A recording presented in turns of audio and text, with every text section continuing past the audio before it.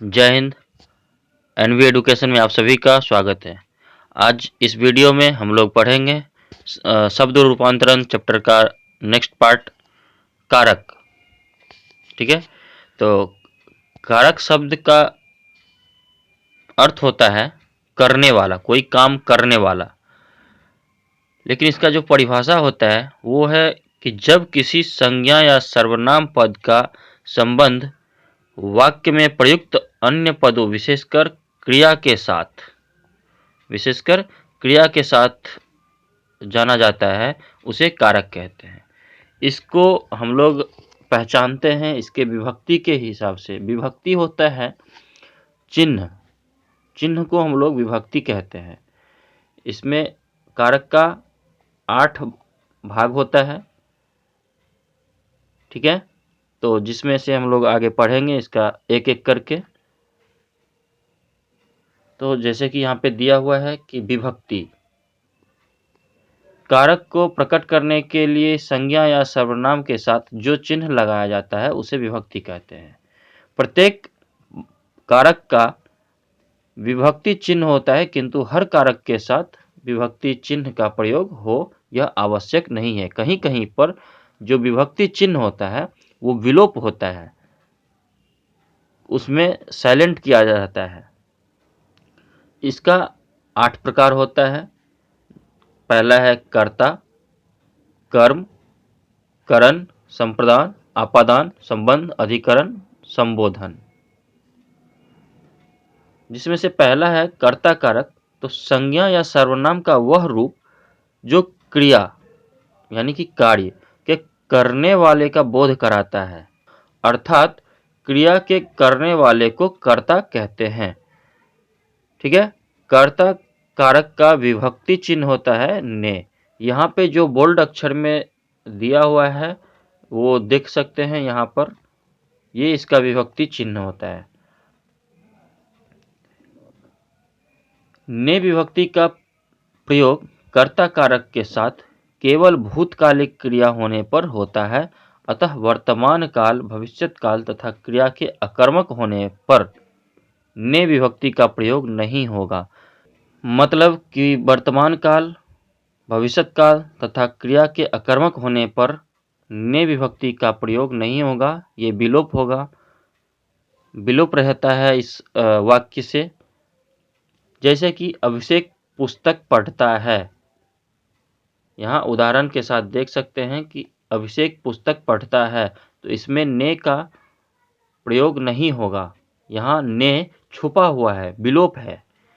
गुंजन हंसती है, वर्तमान काल है, दोनों वर्तमान काल में है, ये भी वर्तमान काल में है, लेकिन ये भूतकाल में है, तो इसमें देख सकते हैं हम लोग कि इसका विभक्ति चिन्ह प्रयोग किया गया है। आलोक ने पत्र लिखा। सेकंड है कर्म कारक। वाक्य में जिस शब्द पर क्रिया का फल पड़ता है, क्रिया का फल परिणाम, उसको कर्म कहते हैं, कर्म कारक कहते हैं। इसका विभक्ति चिन्ह होता है को। इसका विभक्ति चिन्ह होता है को। कर्म कारक शब्द सजीव हो तो उसके साथ को विभक्ति लगती है, निर्जीव कर्म कारक के साथ नहीं लगती है। इसमें भी निर्जीव कर्म कारक रहेगा तो इसका विभक्ति चिन्ह विलोपित रहेगा, उस वाक्य में विलोपित रहेगा। जैसे राम ने रावण को मारा, तो इसमें राम कर्ता कारक हुआ, रावण कर्म कारक हुआ। तो इसमें ये देख सकते हैं कि ये भूतकाल का वाक्य है, तो कर्ता कारक के साथ ने विभक्ति लगा हुआ है। उसके साथ साथ ये भी देख सकते हैं कि रावण सजीव है, इसलिए इसमें को विभक्ति लगा हुआ है। नंदू दूध पीता है, दूध एक निर्जीव होता है, इसलिए इसमें को विभक्ति नहीं है। कर्म कारक का जो विभक्ति चिन्ह है को, वो इसमें प्रयुक्त नहीं है और न तो होगा। ठीक है। इसके बाद आता है करण कारक।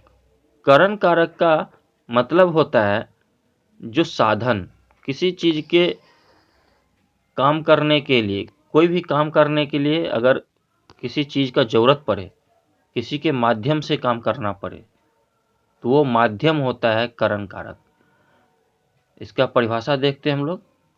वाक्य में कर्ता जिस साधन या माध्यम से क्रिया करता है, अर्थात क्रिया के साधन को करण कारक कहते हैं। यानी कि जिसके द्वारा कोई काम होगा, किसी वस्तु के सहायता से काम होगा, उसको हम लोग करण कारक कहते हैं। जैसे अच्छा, इसका पहले विभक्ति चिन्ह देखते हैं। तो इसका विभक्ति चिन्ह जो है वो होगा से। तो इसका उदाहरण देखते हैं। ज्योत्सना चाकू से सब्जी काटती है। तो चाकू से, यहां विभक्ति चिन्ह क्या है? से। ओके। चौथा नंबर पे आता है संप्रदान कारक। इसका विभक्ति चिन्ह होता है के लिए, को, के वास्ते। संप्रदान शब्द का अर्थ होता है देना। वाक्य में कर्ता जिसे कुछ देता है अथवा जिसके लिए क्रिया करता है, उसे संप्रदान कारक कहते हैं। संप्रदान कारक का विभक्ति चिन्ह के लिए है, किंतु जब क्रिया द्विकर्मी हो तथा देने के अर्थ में प्रयुक्त हो, वहां को विभक्ति भी प्रयुक्त होगा। ठीक है। जैसे कि आलोक मां के लिए दवाई लाया, मीनाक्षी ने कविता को पुस्तक दी। तो यहां पर दो कर्म है। सेकंड वाला जो, ये दूसरा वाला जो देख सकते हैं यहां पर हम लोग, मीनाक्षी ने कविता को पुस्तक दी, इसमें दो कर्म है। कौन कौन सा कर्म है? एक कविता है और एक पुस्तक है। द्विकर्मी वाक्य है। तो इसमें हम लोग को यूज करेंगे, इसमें हम लोग को प्रयुक्त करेंगे। ठीक है। अतः द्वितीय वाक्य में कविता संप्रदान कारक होगा, क्योंकि दी क्रिया द्विकर्मी है। ठीक है। ये जो देना दी, इसमें ये दो कर्मी है। अब आता है तीसरा, भिखारी को भीख दो। यहां को शब्द के लिए अर्थ में आया है। ठीक है। तो अब आता है पांचवा, आपादान कारक। इसमें है, इसका भी विभक्ति चिन्ह होता है से। इसका मतलब होता है पृथक या अलग होना। इसका मतलब होता है अलग होना। जब भी इसका यूज होगा तो ये अलग होने के सेंस में ये यूज होगा। ठीक है। वाक्य में जब किसी संज्ञा या सर्वनाम के जिस रूप से एक वस्तु या व्यक्ति का दूसरी वस्तु या व्यक्ति से अलग होने या तुलना करने के भाव का बोध होता है, जिससे अलग हो या जिससे तुलना की जाए, उसे आपादान कारक कहते हैं। इसकी विभक्ति भी से है। जैसे कि करण कारक में भी हम लोग विभक्ति चिन्ह से पढ़े थे। तो उसका जब द्वारा कोई माध्यम का सेंस में आएगा, तब हम लोग उसका यूज करेंगे करण कारक का। लेकिन जब किसी चीज से, एक चीज से दूसरा चीज पृथक होगा, अलग होगा, तब वहां पर हम लोग से मतलब आपादान कारक प्रयुक्त होगा। ठीक है। जिससे अलग हो या जिससे तुलना की जाए, उसे आपादान कारक कहते हैं। इसकी विभक्ति भी से है, किंतु यहां से पृथक या अलग का बोध कराता है। जैसे कि पेड़ से पत्ता गिरता है, पेड़ से पत्ता गिरता है। कविता सविता से अच्छा गाती है। तो यहां तुलना भी हो रहा है और ये अलग हो रहा है। दो कारण जब ये होगा, तब आपादान कारक होगा। या तो तुलना करने का भाव बोध होगा या फिर अलग होने का बोध होगा, तभी हम लोग अपादान कारक बोल सकते हैं। और दोनों केस में, दोनों सेंस में हम लोग से विभक्ति का प्रयोग करेंगे। ठीक है। और इसके बाद आता है छठा संबंध कारक। इसका विभक्ति चिन्ह है का, की, के, रा, री, रे, ना, ने, नी। ठीक है। इसमें आता है कि जब वाक्य में किसी संज्ञा या सर्वनाम का अन्य किसी संज्ञा या सर्वनाम से संबंध हो, जिससे संबंध हो उसे संबंध कारक कहते हैं। इसके विभक्ति चिन्ह जो अभी अभी हम बोले हैं, का, के, की, रा, रे, री, ना, ने, नी आदि। इसका जो उदाहरण है वो है अजय की पुस्तक गुम गई। तो यहाँ जो की है, ये विभक्ति चिन्ह हम लोगों को अजय का वाक्य में दूसरे शब्दों के साथ संबंध जोड़ रहा है, ये दिखा रहा है। तो अजय की पुस्तक गुम गई, तुम्हारा चश्मा यहाँ रखा है, तुम, ये हो जाएगा तुम से आता है तुम्हारा, तो इसलिए यहाँ पर जो तुम्हारा है वही आएगा संबंध कारक में। ठीक है। अपना कार्य स्वयं करें। फिर इसके बाद आता है अधिकरण कारक। इसका विभक्ति चिन्ह है में, पर, पे। तो वाक्य में प्रयुक्त संज्ञा या सर्वनाम के जिस रूप से क्रिया के आधार का बोध होता है उसे अधिकरण कारक कहते हैं। इसके विभक्ति चिन्ह में, पर, पे है। ठीक है। और इसमें हम लोग कुछ उदाहरण देखेंगे। तो पक्षी आकाश में उड़ रहे हैं, आकाश में उड़ रहे हैं, तो आकाश होगा अधिकरण कारक। मेज पर पुस्तक पड़ी है, तो मेज हो जाएगा अधिकरण कारक। ठीक है।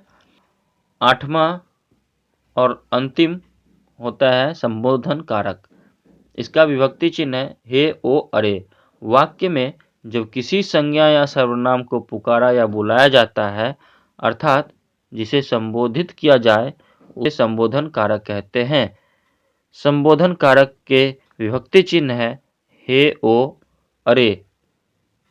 संबोधन कारक के बाद संबोधन चिन्ह या अल्प विराम लगाया जाता है। इसका मतलब ये हुआ कि जब हम लोग किसी आदमी को, किसी संज्ञा को, किसी सर्वनाम को पुकारते हैं, किसी वाक्य में पुकारने का बोध होता है, तो उसे हम लोग संबोधन कारक कहते हैं। जैसे हे प्रभु रक्षा करो, तो यहाँ इस वाक्य में प्रभु को हम लोग बुला रहे हैं, तो इसमें हम लोग जो हे प्रभु, तो हे जो है वो है संबोधन कारक का विभक्ति और प्रभु संबोधन कारक। ठीक है। किसको संबोधन कर रहे हैं? तो प्रभु को संबोधन कर रहे हैं। अरे मोहन यहाँ आओ, यहाँ संबोधन किसे कर रहे हैं? मोहन को। तो अरे ये हो जाएगा विभक्ति चिन्ह और मोहन हो जाएगा संबोधन कारक। और इस तरह का कुछ उदाहरण दे करके विभक्ति चिन्ह अलग करने के लिए क्वेश्चन बनता है। ठीक है। तो आप लोग आसानी से इसे हल कर सकते हैं। ठीक है। धन्यवाद।